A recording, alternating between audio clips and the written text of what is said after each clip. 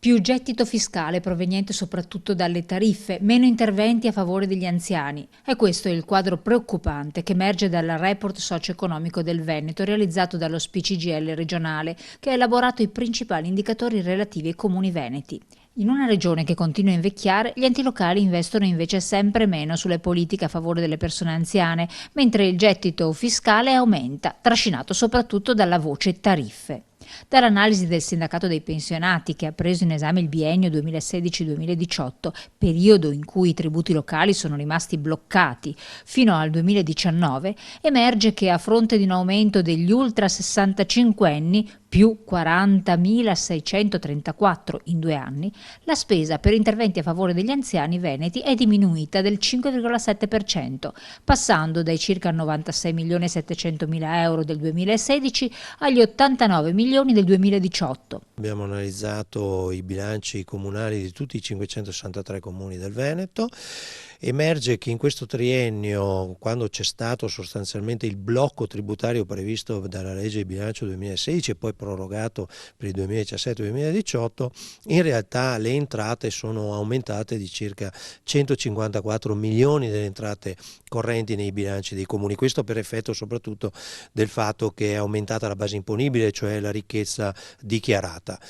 E a fronte però di questo aumento non abbiamo visto un coerente aumento delle spese per le politiche legate agli anziani. La base imponibile dei pensionati e dei lavoratori dipendenti rappresenta l'86% della base imponibile complessiva, cioè i comuni e la regione stessa, oltre che lo Stato. Ovviamente la parte tributaria più consistente, cioè la stragrande maggioranza, la ricava proprio dalle pensioni e dal lavoro dipendente. È bene, che si traduca quel prelievo anche in servizi alle popolazioni che ne hanno maggiormente bisogno. La scarsa attenzione da parte delle amministrazioni comunali e della regione sui problemi delle persone anziane emerge anche dall'ultimo stanziamento da parte del Consiglio regionale, che ha messo a bilancio una cifra limitata per la non autosufficienza. Da tempo stiamo chiedendo alla Regione di attivare lo strumento dell'addizionale IRPEF solo per i redditi più alti, perché questo consentirebbe di avere maggiori risorse appunto per le prestazioni e le nuove crescenti esigenze che si hanno